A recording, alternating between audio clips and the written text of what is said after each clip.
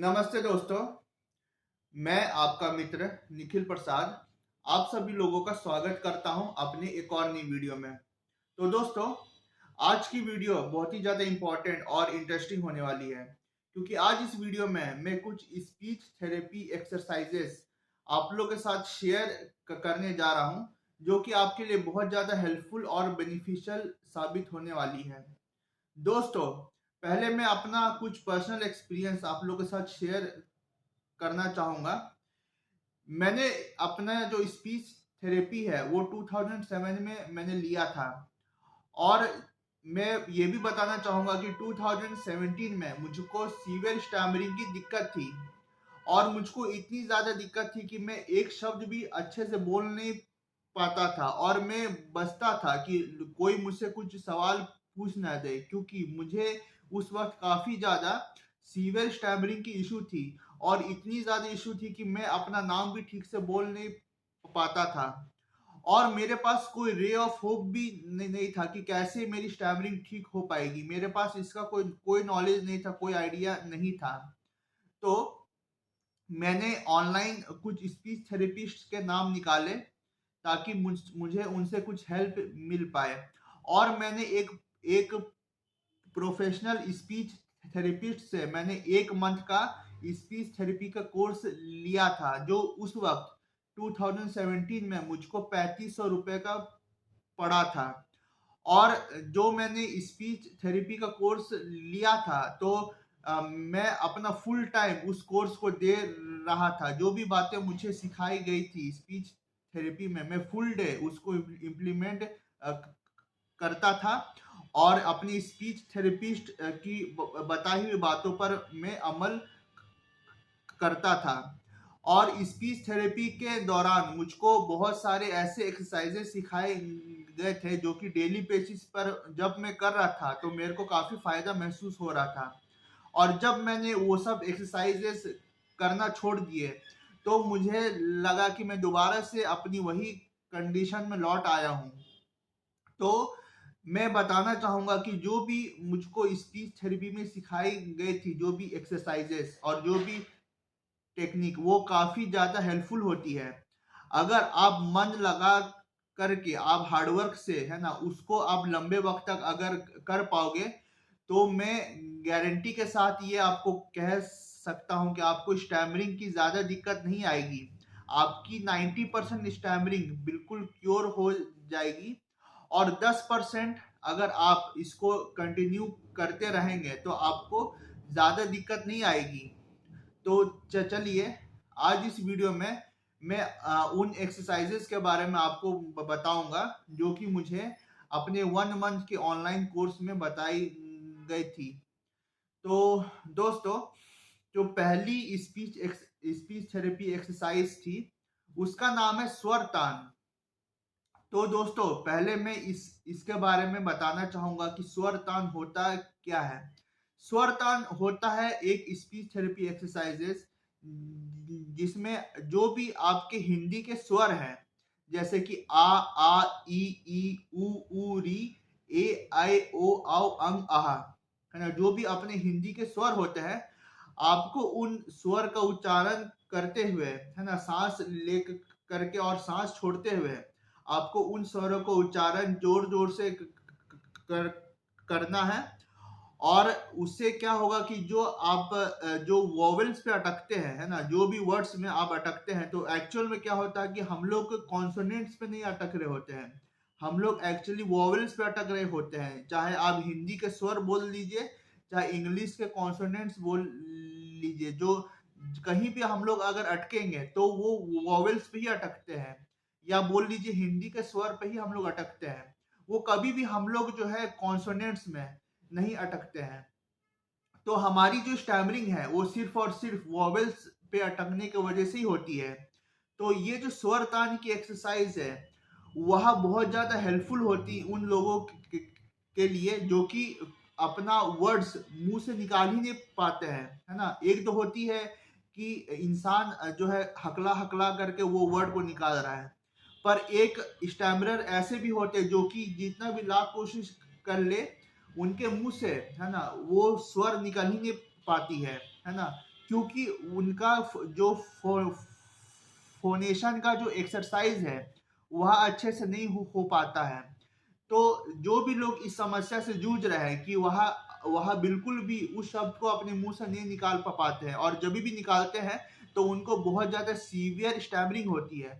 तो स्वर तान उन लोगों के लिए काफी हेल्पफुल होता है, क्योंकि स्वर तान से जो आप स्वरों पे अटकते हैं, जो वॉवेल्स पे अटकते हैं, वो बहुत हद तक कम होती है, और आपको सीवियर स्टैमरिंग या बिल्कुल भी हार्ड ब्लॉकेज किसी भी शब्द में नहीं होगी।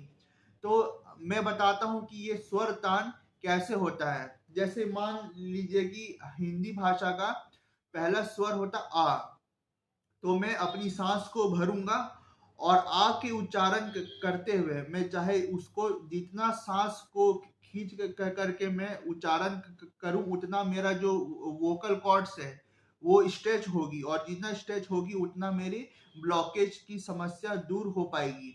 तो आइए मैं करके दिखाता हूँ ये स्वर तान कैसे होती है। आ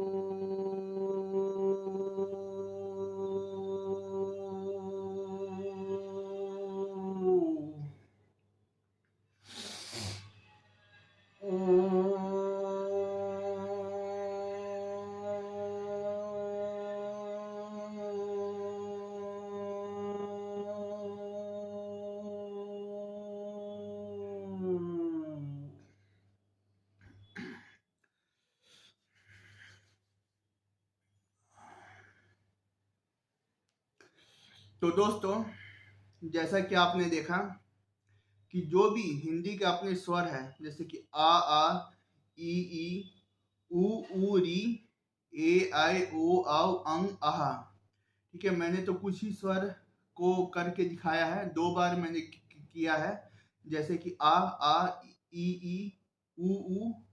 तो ये सब मैंने 2 बार करके दिखाया है। पर आपको क्या करना है कि इस वीडियो के जो थंबनेल में मैं स्वर तान का एक चार्ट होता है वो मैं डाल दूंगा। तो आपको अपने एक कॉपी में उस चार्ट को ड्रॉ करके, है ना, उसमें जितनी बार आप उसको अभ्यास कर रहे हो उतना आपको नंबरिंग लगाना है उस चार्ट पे।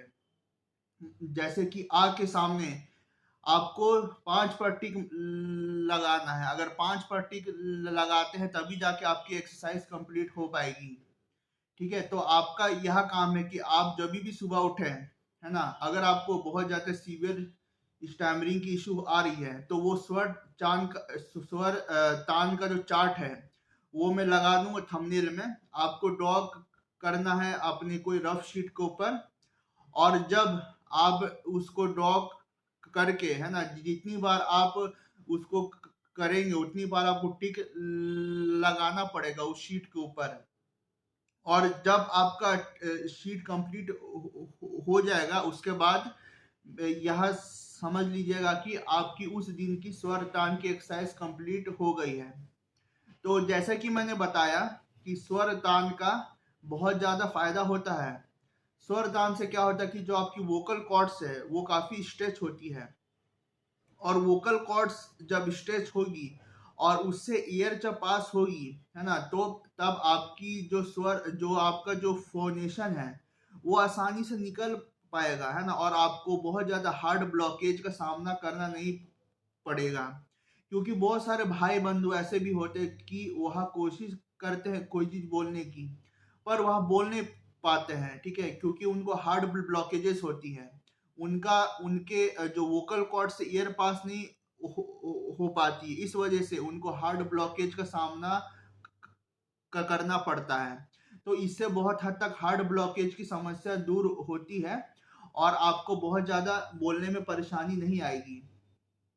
तो सीवियर स्टैमरिंग के केस में यह बहुत ही ज्यादा इंपॉर्टेंट एक्सरसाइज होती है। और जो भी भाई या जो भी बहनें सीवियर स्टैमरिंग की प्रॉब्लम से जूझ रहे हैं और उनको कुछ भी समझ में नहीं आ रहा है, तो बस आप इस एक्सरसाइजेस को करके देखिए। आप देखेंगे कि आपकी आवाज में एक शक्ति आ गई है ना। क्योंकि इससे क्या होगा कि जब आपका वोकल कॉर्ड्स स्ट्रेच होगा तब आपको बोलने में काफी ज्यादा राहत महसूस होगी, क्योंकि आपके जो आपका वोकल कॉर्ड्स है उससे एयर पास हो पाएगी आसानी से, और आपको बहुत ज्यादा सीवियर स्टैमरिंग या ब्लॉकेज की समस्या नहीं आएगी। तो दोस्तों, यह थी पहली एक्सरसाइज और इसका नाम था स्वर तान। दूसरा एक और सिमिलर एक्सरसाइज है, वह होता है ओम का उच्चारण। ओम का उच्चारण भी बहुत ज्यादा फायदेमंद होती है स्टैमरिंग में, क्योंकि ओम जो है हिंदू शब्द में, हिंदू धर्म में एक बहुत ही इम्पोर्टेंट शब्द है ना। यह एक ध्वनि है। और आप देखते होंगे कि जो भी हिंदू भाई बहनें हैं वह मंदिर में जब जाएंगे तब पंडित जी ओम का उच्चारण करते हुए मिलेंगे, क्योंकि ओम का उच्चारण बहुत ज्यादा पावरफुल होती है और ओम के उच्चारण से, है ना, बड़े बड़े रोग तक ठीक होते हैं।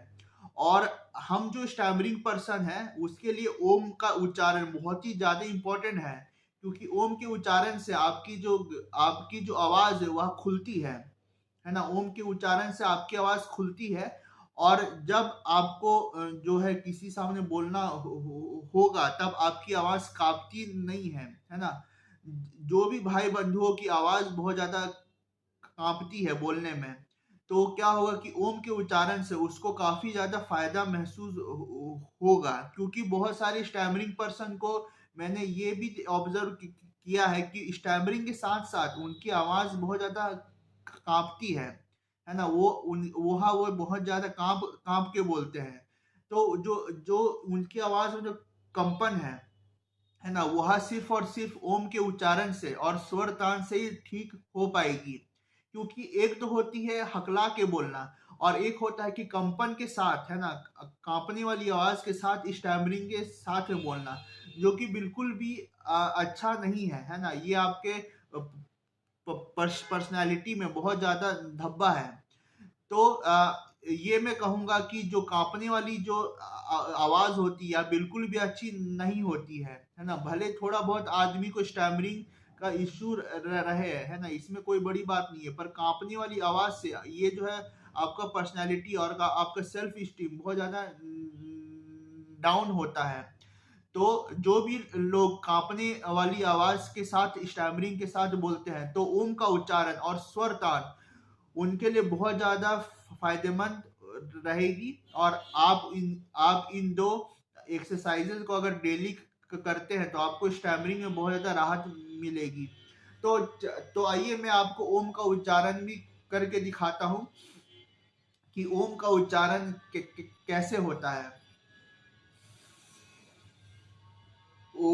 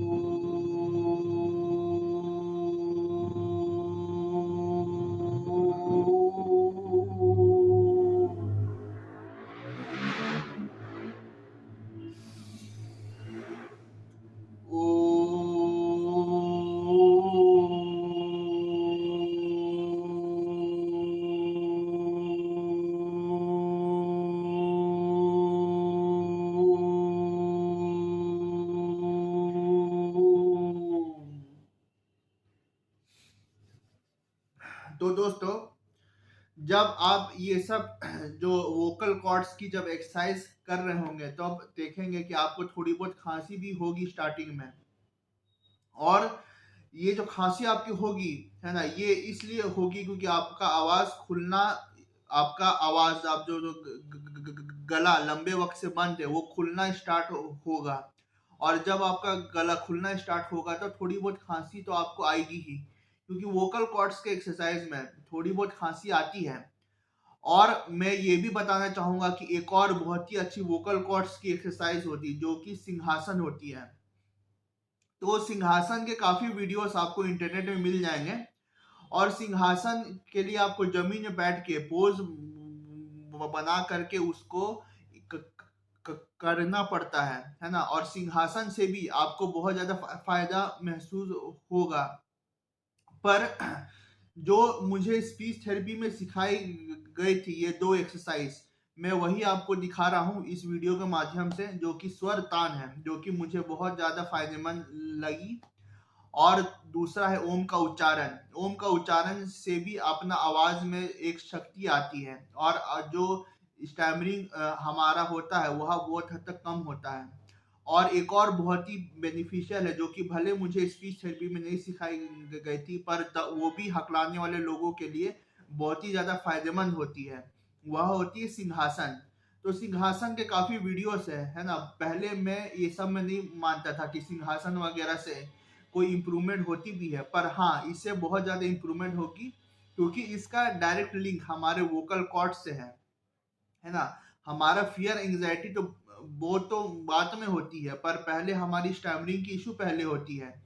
तो मैं सभी भाई बंधुओं से ये निवेदन करता हूं कि इस वीडियो में जो भी मैंने स्पीच थेरेपी एक्सरसाइजेस सिखाए हैं, है ना, खासकर स्वर तान और ओम का उच्चारण, उसको आप डेली बेसिस पर करके देखिए, है ना। खासकर उन लोगों के लिए मैंने ये बताया है जिन लोग को सीवियर स्टैमरिंग की इशू है, और सीवियर स्टैमरिंग के इशू में आपको बहुत ज्यादा फायदा मिलने वाला है।